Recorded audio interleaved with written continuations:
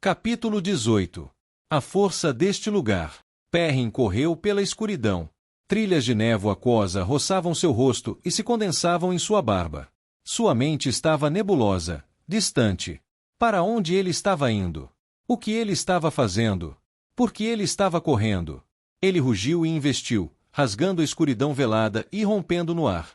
Respirou fundo e pousou no topo de uma colina íngreme coberta de grama curta e irregular, com um anel de árvores na base. O céu rugia e se agitava com nuvens, como uma panela de piche fervente. Ele estava no sonho do lobo. Seu corpo dormia no mundo real, no topo da colina, com Faile. Ele sorriu, respirando fundo. Seus problemas não haviam diminuído. Na verdade, com o ultimato de Manto Branco, eles pareciam ampliados. Mas tudo estava bem com Faile. Esse simples fato mudou tanto. Com ela ao seu lado, ele podia fazer qualquer coisa. Ele saltou da encosta e atravessou a área aberta onde seu exército acampava. Estavam ali há tempo suficiente para que sinais tivessem aparecido no sonho do lobo. As tendas refletiam um mundo desperto, embora suas abas estivessem em uma posição diferente a cada vez que ele as olhava. Fogueiras no chão, sulcos nos caminhos, pedaços ocasionais de lixo ou ferramentas descartadas. Estes surgiam e desapareciam. Ele se movia rapidamente pelo acampamento, cada passo o levando a 10 passos.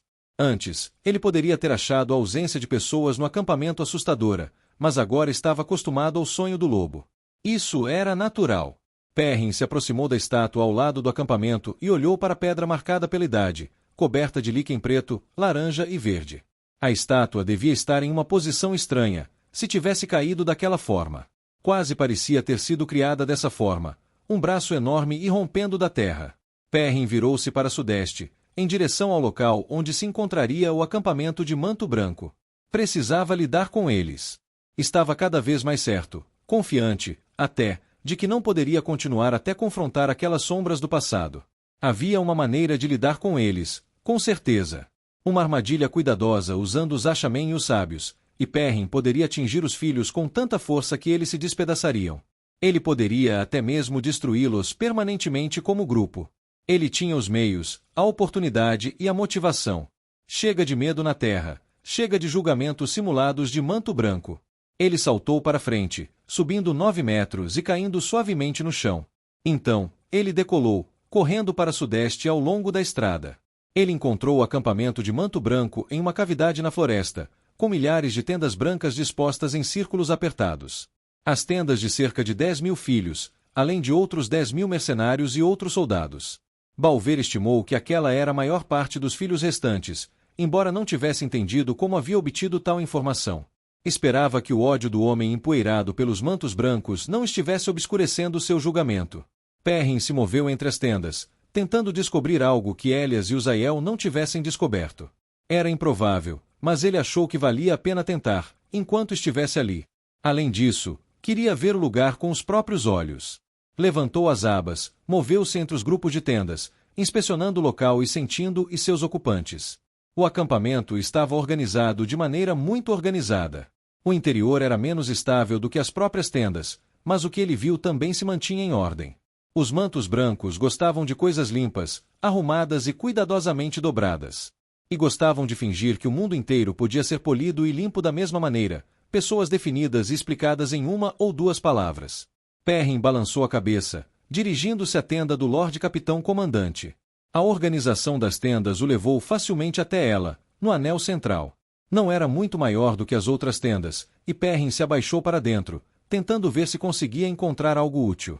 Era mobiliada de forma simples, com uma cama, que ficava em uma posição diferente cada vez que Perrin a olhava, juntamente com uma mesa com objetos que desapareciam e apareciam aleatoriamente. Perrin aproximou-se e pegou algo que apareceu ali. Um anel de sinete. Ele não reconheceu o sinete, uma adaga alada, mas o memorizou pouco antes de o anel desaparecer de seus dedos, passageiro demais para permanecer por muito tempo no sonho do lobo. Embora tivesse se encontrado com o líder de Manto Branco e se correspondido com o homem, não sabia muito sobre o passado dele. Talvez isso ajudasse. Ele procurou pela tenda por mais um tempo, sem encontrar nada útil, e então foi até a grande tenda onde Gaú explicará que muitos dos cativos estavam sendo mantidos. Ali, viu o chapéu do mestre Gil aparecer por um instante e depois desaparecer. Satisfeito, Perrin saiu da tenda. Ao fazê-lo, Percebeu que algo o incomodava. Não deveria ter tentado algo assim quando File foi sequestrada. Ele havia enviado vários batedores para Maiden Light. Ele teve que se conter para não sair sozinho em busca de File. Mas ele nunca tentará visitar o lugar no sonho do lobo. Talvez tivesse sido inútil. Mas ele não havia considerado a possibilidade, e isso o incomodava. Ele congelou ao passar por uma carroça estacionada ao lado de uma das barracas de manto branco. A traseira estava aberta, e um lobo prateado e grisalho jazia ali, observando. Eu deixo minha atenção se concentrar demais, Hopper, disse Perrin. Quando me dedico a um objetivo, isso pode me deixar descuidado. Isso pode ser perigoso. Como em batalha, quando se concentrar no adversário à sua frente pode te expor ao arqueiro ao lado. Hopper abriu a boca, sorrindo como os lobos. Ele pulou da carroça. Perrin podia sentir outros lobos por perto, os outros da matilha com quem ele havia corrido antes. Dançarino do Carvalho, faíscas e sem limites. Tudo bem, disse ele a Hopper. Estou pronto para aprender. Hopper sentou-se sobre os calcanhares, observando Perrin. Siga, o lobo enviou. Depois desapareceu. Perrin praguejou, olhando ao redor. Para onde o lobo tinha ido? Ele se moveu pelo acampamento, procurando, mas não conseguiu sentir Hopper em lugar nenhum. Ele estendeu a mente. Nada. Jovem touro. De repente, Hopper estava atrás dele. Siga-o. Ele desapareceu novamente. Perrin rosnou e se moveu pelo acampamento num piscar de olhos. Quando não encontrou o lobo, mudou-se para o campo de grãos onde encontrara Hopper da última vez. O lobo não estava lá. Perrin ficou parado entre os grãos que balançavam, frustrado. Hopper o encontrou alguns minutos depois. O lobo cheirava insatisfeito. Sigam, ele mandou. Não sei como, disse Perrin. Hopper, não sei para onde você está indo. O lobo sentou-se. Enviou a imagem de um filhote de lobo, juntando-se aos outros da matilha. O filhote observava os mais velhos e fazia o que eles faziam. Eu não sou um lobo, Hopper, disse Perrin. Eu não aprendo como você. Você precisa me explicar o que quer que eu faça. Siga aqui. O lobo enviou uma imagem, estranhamente, do campo de Emond. Então, ele o seguiu, aparecendo em um gramado familiar. Um grupo de prédios o ladeava, o que parecia errado. Campo de Emond deveria ser uma pequena vila, não uma cidade com um muro de pedra e uma estrada pavimentada com pedras passando pela pousada do prefeito. Muita coisa havia mudado no curto período em que ele estivera ausente. Por que viemos aqui? Perguntou Perrin. Perturbadoramente, a bandeira da cabeça de lobo ainda tremulava no mastro acima do gramado. Poderia ter sido um truque do sonho do lobo, mas ele duvidava. Sabia muito bem o entusiasmo com que o povo dos dois rios hasteava o estandarte de Perrin Olhos Dourados. Os homens são estranhos, Hopper enviou. Perrin virou-se para o velho lobo. Os homens têm pensamentos estranhos, disse Hopper. Não tentamos entendê-los. Porque o veado foge, o pardal voa, a árvore cresce. Eles sim. Só isso. Muito bem, disse Perrin. Não posso ensinar um pardal a caçar, continuou Hopper. E um pardal não ensina um lobo a voar. Mas aqui você pode voar, disse Perrin. Sim. E eu não fui ensinado. Eu sei. O cheiro de Hopper era cheio de emoção e confusão. Todos os lobos se lembravam de tudo o que um deles sabia. Hopper estava frustrado porque queria ensinar Perrin, mas não estava acostumado a fazer as coisas como as pessoas. Por favor, disse Perrin. Tente me explicar o que você quer dizer. Você sempre me diz que estou aqui com muita força. É perigoso, você diz. Por quê? Você dorme, disse Hopper. O outro você. Você não pode ficar aqui por muito tempo.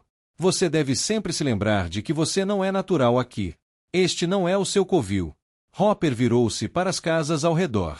Este é o seu covil, o covil do seu senhor. Este lugar. Lembre-se dele. Ele o impedirá de se perder. Era assim que sua espécie fazia antigamente. Você entende? Não era uma pergunta, mas sim uma espécie de apelo. Hopper não sabia como explicar melhor. Posso tentar, pensou Perrin, interpretando o envio da melhor maneira possível. Mas Hopper estava errado. Este lugar não era seu lar. O lar de Perrin era com File. Ele precisava se lembrar disso, de alguma forma, para não se deixar levar pelo sonho do lobo com muita força. Eu vi ela em sua mente, jovem touro, enviou Hopper, inclinando a cabeça. Ela é como uma colmeia de abelhas, com mel doce e ferrões afiados. A imagem que Hopper tinha de Filey era a de uma loba muito confusa. Uma que mordiscava seu nariz de brincadeira em um momento e rosnava para ele no momento seguinte, recusando-se a compartilhar sua carne. Perrin sorriu. A memória é parte, Hopper enviou. Mas a outra parte é você. Você deve permanecer como o jovem touro. O reflexo de um lobo na água, brilhando e crescendo em nitidez enquanto as ondulações a atravessavam. Eu não entendo. A força deste lugar. Hopper enviou uma imagem de um lobo esculpido em pedra. É a sua força. O lobo pensou por um momento. Permaneça. Seja você. Com isso, o lobo se levantou e recuou, como se estivesse se preparando para correr em direção a Perrin. Confuso, Perrin se imaginou como realmente era, mantendo aquela imagem na cabeça o mais forte que podia. Hopper correu e pulou em cima dele, jogando seu corpo contra Perrin. Ele já tinha feito isso antes, de alguma forma forçando Perrin a sair do sonho do lobo. Desta vez, porém, Perrin estava pronto e esperando. Instintivamente, Perrin empurrou para trás. O sonho do lobo oscilou ao seu redor, mas depois se firmou novamente. Hopper ricocheteou nele, embora o lobo pesado devesse ter derrubado Perrin no chão. Hopper balançou a cabeça, como se estivesse atordoado. Ótimo, ele enviou, satisfeito. Ótimo. Você aprende. De novo. Perrin se firmou bem a tempo de ser atingido por Hopper pela segunda vez. Perrin rosnou, mas se manteve firme. Aqui, Hopper enviou uma imagem do campo de grãos. Hopper desapareceu, e Perrin o seguiu.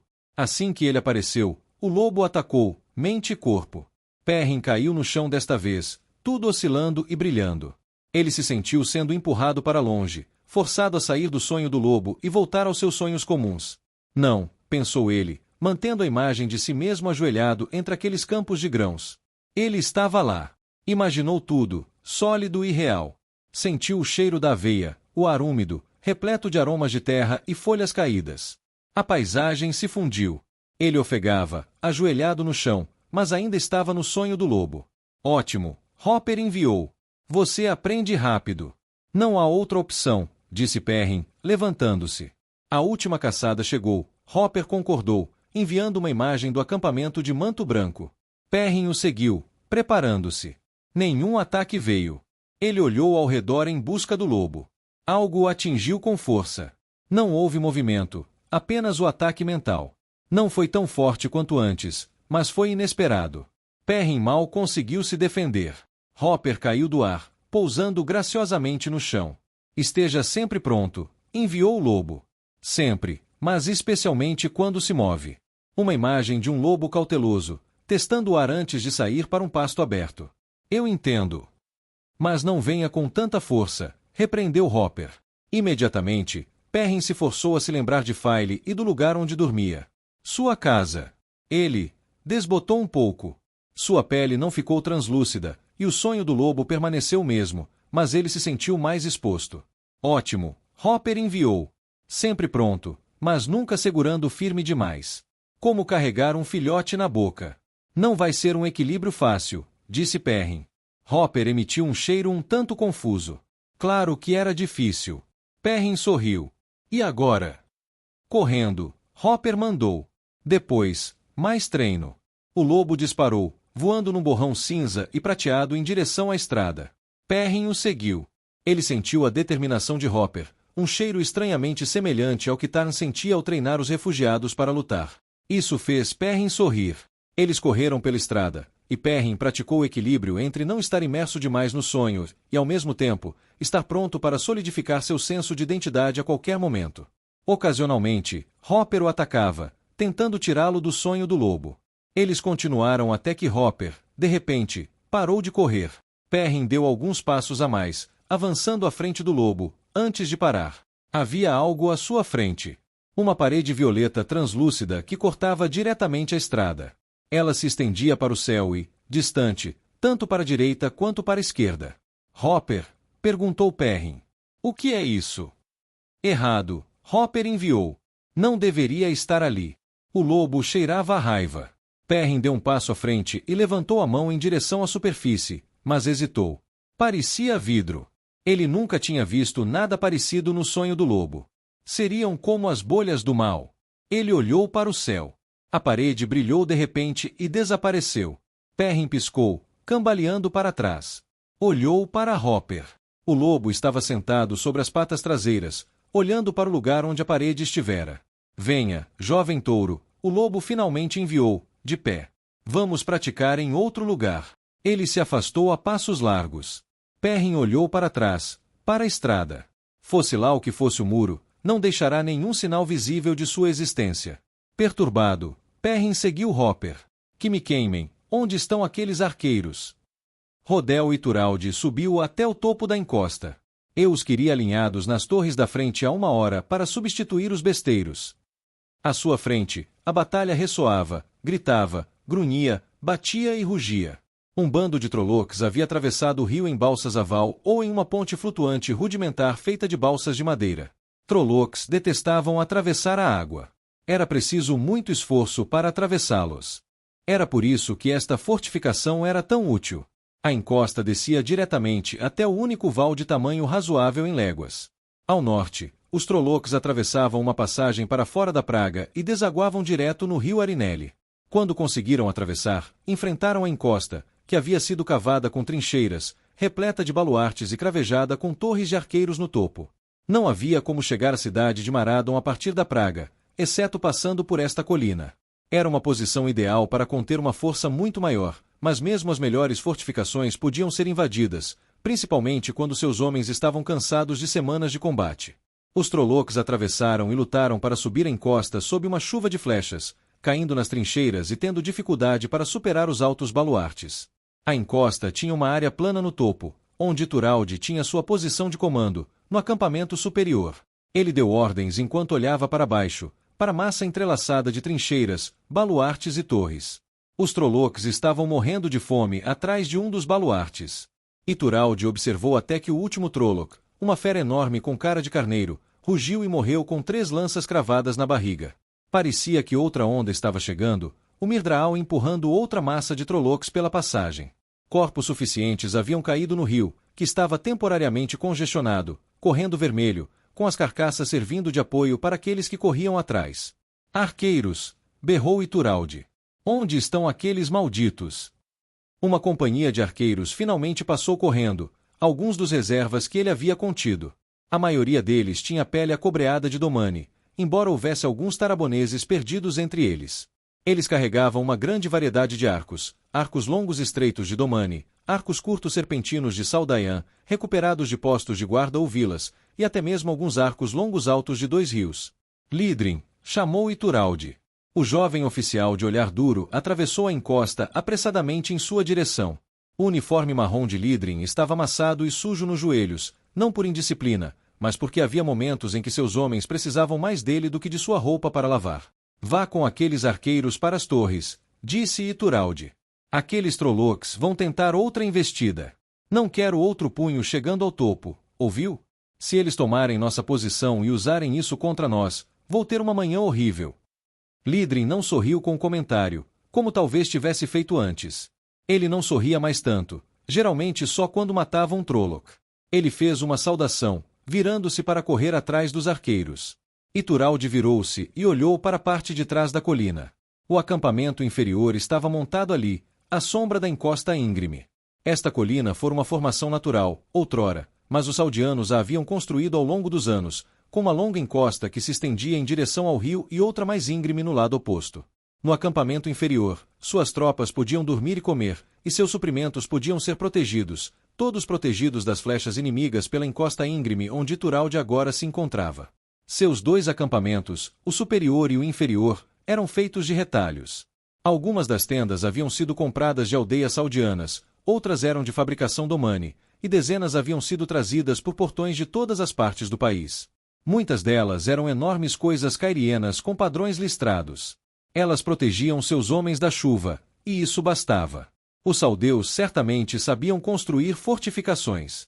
Se ao menos Ituraldi tivesse conseguido persuadi-los a deixar seu esconderijo na cidade de Maradon e vir ajudar. Agora, disse Ituraldi, onde em? Ele parou de falar quando algo escureceu o céu. Mal teve tempo de xingar e se esquivar quando um grupo de objetos grandes caiu em arco, caindo sobre o acampamento superior, provocando uivos de dor e confusão.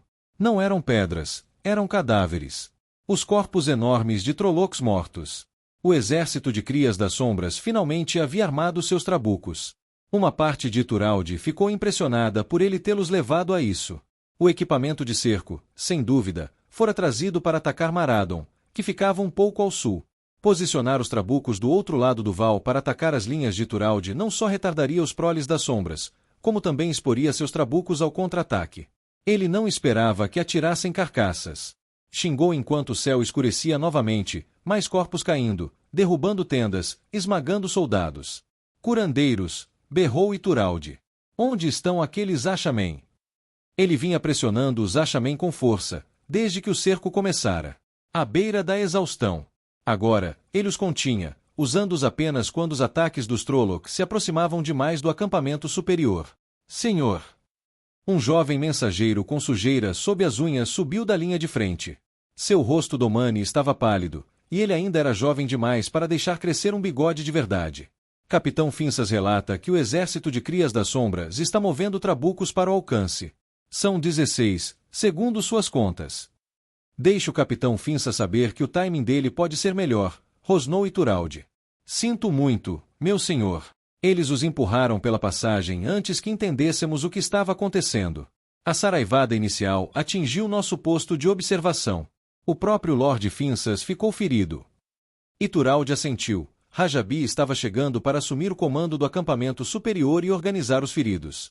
Abaixo, muitos corpos também haviam atingido o acampamento inferior. Os trabucos teriam a altura e o alcance necessários para serem lançados sobre a colina e cair sobre seus homens em sua área previamente protegida. Ele teria que recuar o acampamento inferior, mais além da planície, em direção a Marathon, o que atrasaria os tempos de resposta. Malditas cinzas! Nunca praguejei tanto, pensou Ituralde. Era aquele garoto, o dragão renascido. Rand al'Thor fizera promessas a Ituralde, algumas verbais, outras implícitas. Promessas de proteger Arad Doman do Seanchan. Promessas de que Ituralde poderia viver, em vez de morrer preso pelo Seanchan. Promessas de lhe dar algo para fazer, algo importante, algo vital. Algo impossível. Contenha a sombra. Lute até a ajuda chegar. O céu escureceu novamente, e Ituralde se escondeu no pavilhão de comando, que tinha um teto de madeira como precaução contra armas de cerco. Ele temia que pedras menores fossem atingidas, não carcaças. Os homens se espalharam para ajudar a puxar os feridos para a relativa segurança do acampamento inferior, e de lá através da planície em direção a Marathon. Rajabi liderou o esforço. O homem desajeitado tinha um pescoço grosso como um freixo de 10 anos e braços quase tão largos. Ele agora mancava enquanto caminhava, com a perna esquerda machucada na luta e amputada abaixo do joelho. Aes Sedai o curaram o melhor que puderam, e ele andava sobre uma estaca. Ele se recusou a recuar pelos portões com os gravemente feridos, e Ituralde não o forçou. Não se joga fora um bom oficial por causa de um ferimento. Um jovem oficial estremeceu quando uma carcaça inchada bateu contra o topo do pavilhão. O oficial, Zel, não tinha pele acobreada de um domani, embora usasse um bigode típico de domani e uma pinta na bochecha em forma de flecha. Eles não conseguiriam resistir aos Trollocs ali por muito mais tempo, não com os números que estavam em campo. Ituralde teria que recuar, ponto a ponto, mais para dentro de Saldaia, mais para dentro de Arad Doman. Estranho como ele estava sempre recuando em direção à sua terra natal. Primeiro do sul, agora do nordeste. Arad Doman seria esmagado entre o Seanchan e os Trollocs. É melhor manter sua palavra, garoto. Infelizmente, ele não podia recuar para Marathon. Os saldianos de lá deixaram bem claro que consideravam Ituralde e o dragão renascido invasores. Malditos idiotas! Pelo menos ele tinha chance de destruir aquelas máquinas de cerco. Outro corpo atingiu o topo do pavilhão de comando, mas o teto resistiu. Do fedor e, em alguns casos, dos respingos, dos Trollocs falecidos, eles não haviam escolhido os recém-mortos para este ataque. Confiante de que seus oficiais estavam cumprindo seus deveres, agora não era hora de interferir, Ituralde juntou as mãos atrás do corpo. Ao vê-lo, os soldados dentro e fora do pavilhão se endireitaram um pouco. Os melhores planos duravam apenas até a primeira flecha atingir, mas um comandante determinado e inflexível podia trazer ordem ao caos pela sua postura. Acima, a tempestade fervilhava, nuvens prateadas e pretas como uma panela enegrecida pendurada sobre uma fogueira, pedaços de aço brilhando nas bordas da fuligem incrustada. Era anormal. Que seus homens vissem que ele não a temia, mesmo quando ela lançava cadáveres sobre eles. Os feridos foram levados embora, e os homens no acampamento inferior começaram a desmontá-lo, preparando-se para recuá-lo ainda mais. Ele manteve seus arqueiros e besteiros atirando, e os lanceiros de prontidão ao longo dos baluartes. Ele tinha uma cavalaria considerável, mas não podia usá-la ali. Aqueles trabucos, se deixados sozinhos, desgastariam seus homens com pedras e granadas de spray, mas Ituralde pretendia vê-los queimados primeiro, usando um achamen ou uma força de ataque com flechas flamejantes através de um portal. Se ao menos eu pudesse recuar para Maradon. Mas o senhor Saldiano de lá não deixou entrar. Se Ituralde recuasse para a cidade, ele seria esmagado contra aquelas muralhas pelos Trollocs. Malditos, malditos idiotas! Que tipo de idiotas negavam refúgio aos homens quando um exército de crias das sombras batia em seus portões? Quero avaliações de danos, disse Ituralde ao tenente News. Prepare os arqueiros para um ataque contra aquelas máquinas de cerco e traga 2 dos achamen que estão de serviço. Diga ao capitão Creedin para vigiar o ataque dos Trollocs através do Val. Eles redobrarão os esforços após esta barragem, pois presumirão que estamos desordenados. O jovem assentiu e saiu apressado enquanto Rajabi mancava para dentro do pavilhão, esfregando o queixo largo. Você acertou de novo sobre aqueles trabucos. Eles os prepararam para nos atacar. Tento sempre adivinhar, disse Ituralde. Quando não acerto, perdemos. Rajabi grunhiu.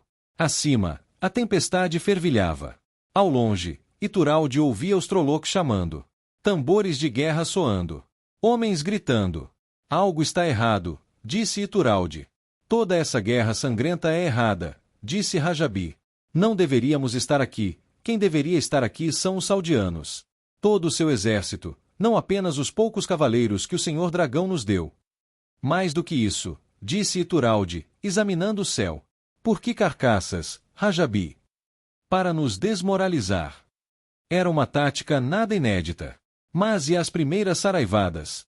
Por que não usar pedras quando elas causariam mais dano e, depois, partir para os corpos quando o efeito surpresa já tivesse passado? Os Trollocs não tinham muita habilidade para táticas, mas os desvanecidos, eles sabiam ser astutos. Ele aprenderá isso em primeira mão. Enquanto Ituralde olhava para o céu, outra rajada massiva caiu, como se tivesse sido gerada pelas nuvens escuras. Luz, de onde eles tinham tirado tantos trabucos? O suficiente para lançar centenas de cadáveres. São 16, segundo sua contagem, dissera o garoto. Não chega nem perto. Será que algumas daquelas carcaças estavam caindo de forma muito uniforme? Aquilo o atingiu como uma rajada de chuva congelada. Aqueles monstros espertos e sanguinários. Arqueiros, gritou Ituralde. Arqueiros, olhem para o céu. Aquilo não são corpos. Era tarde demais. Enquanto ele gritava, os Dragar abriram suas asas. Bem mais da metade das carcaças naquela saraivada eram crias das sombras vivas, escondidas entre os corpos em queda. Após o primeiro ataque Dragar ao seu exército, alguns dias antes, ele deixará arqueiros em rotação permanente, vigiando os céus dia e noite. Mas os arqueiros não tinham ordens para atirar nos corpos em queda. Ituralde continuou a berrar enquanto saltava do pavilhão e sacava sua espada da bainha.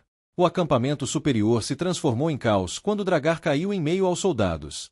Um grande número deles caiu ao redor do pavilhão de comando, seus olhos negros e enormes brilhando, atraindo homens em sua direção com suas doces canções. Ituralde gritou o mais alto que pôde, enchendo seus ouvidos com o som da própria voz. Uma das feras veio em sua direção, mas seu grito o impediu de ouvir seu cantarolar. Ela pareceu surpresa, tão surpresa quanto algo tão desumano poderia parecer, enquanto ele cambaleava em sua direção, fingindo estar atraído, e então desferiu uma estocada certeira em seu pescoço. Sangue escuro escorria pela pele branca leitosa enquanto Ituralde arrancava sua lâmina, ainda gritando. Ele viu Rajabi tropeçar e cair no chão quando um dos filhos da sombra saltou sobre ele. Ituralde não conseguiu ir até ele, ele próprio foi confrontado por outro monstro. Em um momento abençoado, ele notou bolas de fogo atingindo Dragar no ar, o Achamen. Mas, ao mesmo tempo, ao longe, ele ouviu os tambores de guerra soarem mais alto. Como previra, a força impetuosa dos Trollocs atacaria através do Val com a mesma força de sempre. Leve, mas às vezes ele detestava estar certo. É melhor cumprir sua promessa de me enviar ajuda, garoto, pensou Ituralde enquanto lutava contra o segundo Dragar, seus gritos ficando roucos. Leve, mas é melhor.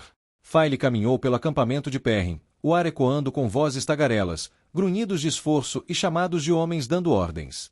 Perrin havia enviado um último pedido de negociação aos mantos brancos, e ainda não havia recebido resposta. Faile sentiu-se revigorada. Ela passará a noite inteira aconchegada em Perrin no topo da colina. Trouxera bastante roupa de cama e cobertores. De certa forma, o topo gramado da colina fora mais confortável do que a barraca deles. Os batedores haviam retornado de Cairi naquela manhã. O relatório deles chegaria em breve. Por ora, Faile havia se banhado e comido. Era hora de fazer algo sobre Berelain. Ela atravessou a grama pisoteada em direção à seção Mayene do acampamento, sentindo a raiva aumentar. Berelain tinha ido longe demais. Perrin alegou que os rumores vinham das criadas de Berelain, não da própria mulher, mas Faile viu a verdade. A primeira era mestre em manipular e controlar rumores. Essa era uma das melhores maneiras de governar a partir de uma posição de relativa fraqueza.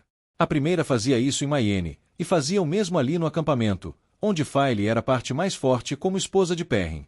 2 guardas alados estavam na entrada da seção Mayener, com suas couraças pintadas de carmesim e capacetes alados em forma de potes, estendendo-se até a nuca.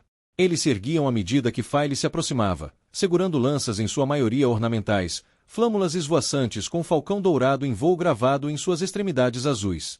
Faile teve que esticar o pescoço para encará-los. "Acompanhem-me até a senhora", ordenou. Os guardas assentiram, um deles erguendo a mão enluvada e acenando para que outros 2 homens de dentro do acampamento assumissem a guarda. "Disseram-nos para esperar por você", disse o guarda a Faile em voz grave. Faile ergueu uma sobrancelha. "Hoje?" "Não." O primeiro simplesmente disse que se você viesse, deveria ser obedecido. "É claro que devo ser obedecida. Este é o acampamento do meu marido." Os guardas não discutiram com ela, embora provavelmente discordassem. Berelain havia sido enviada para acompanhar Perrin, mas não havia recebido comando expresso sobre ela ou suas tropas. Faile seguiu os homens. O chão, por um milagre, estava começando a secar. Faile dissera a Perrin que não se incomodava com os rumores, mas que estava frustrada com a ousadia de Berelain. Aquela mulher, pensou Faile. Como ela ousa? Não, Faile não podia continuar por esse caminho. Uma boa discussão aos berros a faria se sentir melhor, mas reforçaria os boatos. O que mais as pessoas imaginariam se a vissem se aproximando da tenda do primeiro e gritando com ela? Faile precisava se manter calma. Isso seria difícil. O acampamento Mayener estava organizado com fileiras de homens irradiando de uma tenda central como raios de uma roda. A guarda alada não tinha tendas, aquelas estavam com o mestre Gil, mas havia uma disposição muito ordenada nos agrupamentos. Pareciam quase nivelados demais, os cobertores dobrados, as pilhas de lanças, os mastros dos cavalos e as fogueiras periódicas. O pavilhão central de Berelain era lilás e marrom, um salvamento de donzela. Faile manteve a compostura enquanto os 2 guardas imponentes a conduziam até a tenda. Um deles bateu no poste do lado de fora pedindo permissão para entrar. A voz tranquila de Berelain respondeu, e o guarda abriu a portinhola da entrada para Faile. Ao se mover para entrar, um farfalhar lá dentro a fez recuar, e Anoura saiu. A Aes Sedai assentiu para Faile, as tranças sobrepostas ao redor do rosto balançando. Ela parecia descontente, ainda não havia recuperado o favor de sua senhora. Faile respirou fundo e entrou no pavilhão. Estava fresco lá dentro. O chão estava coberto por um tapete marrom e verde com padrão de era retorcida. Embora o pavilhão parecesse vazio sem os móveis de viagem habituais de Berelain, ela tinha um par de cadeiras de carvalho resistentes e uma mesa de luz da Maiden.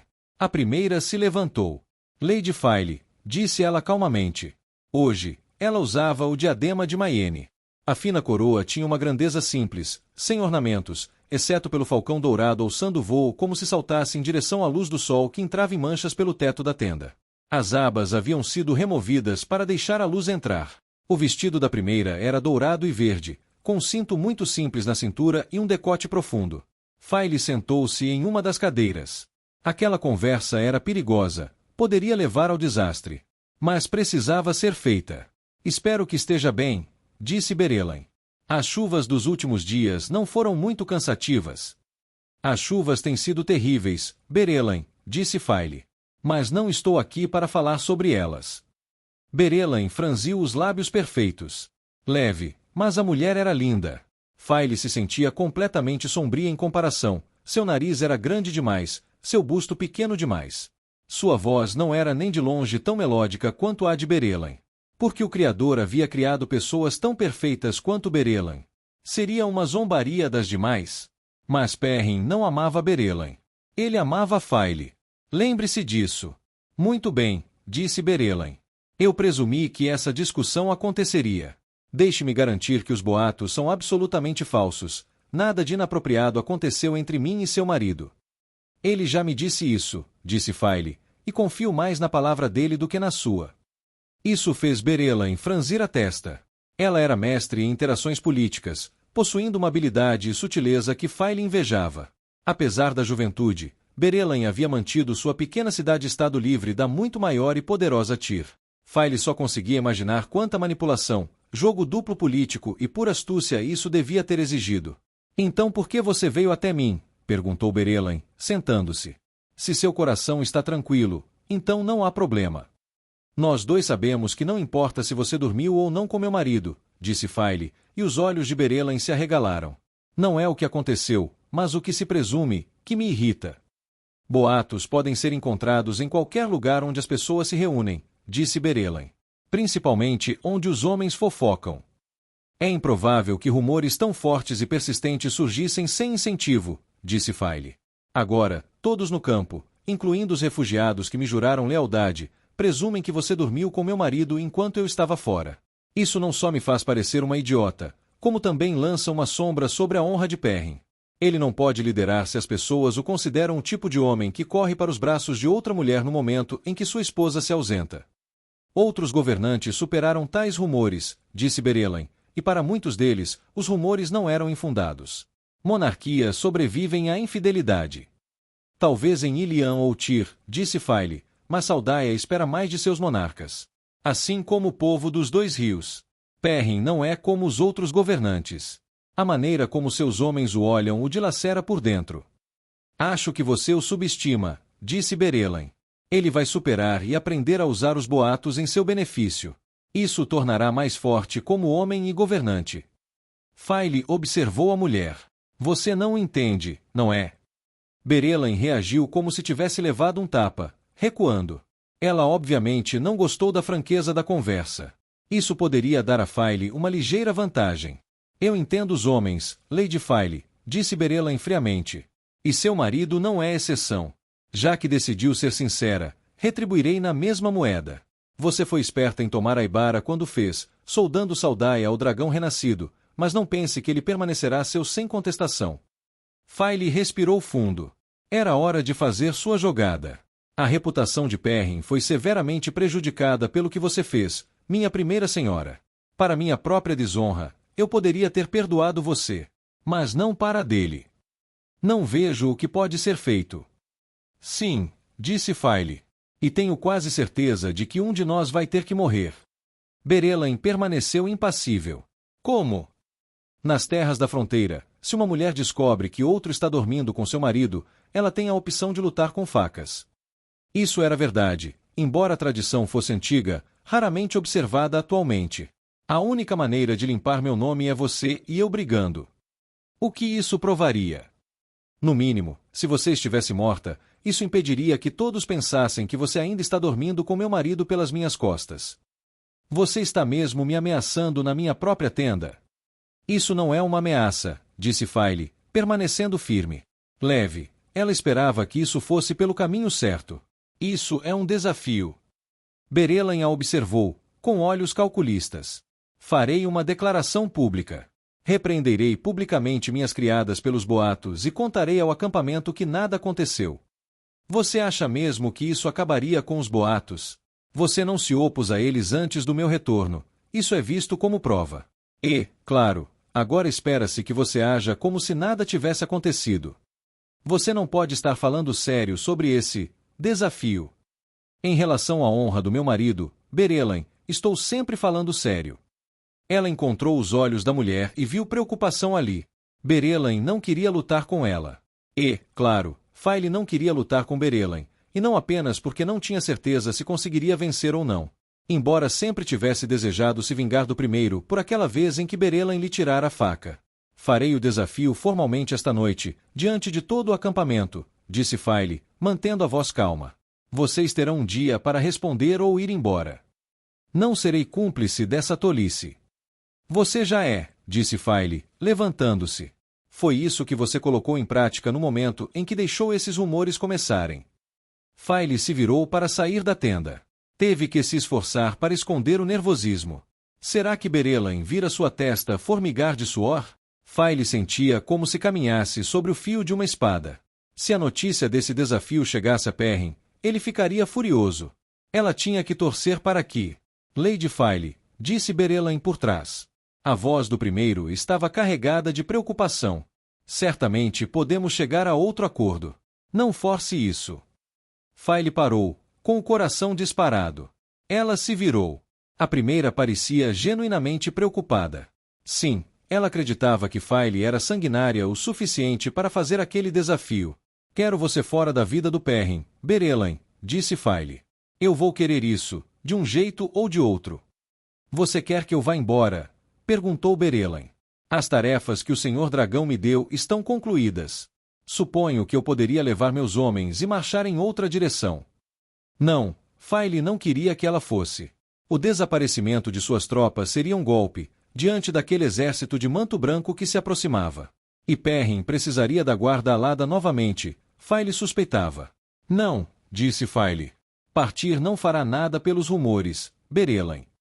Isso fará tanto efeito quanto me matar, disse a mulher secamente. Se lutarmos e você, de alguma forma, conseguir me matar, tudo o que se dirá é que você descobriu a infidelidade do seu marido e ficou furiosa.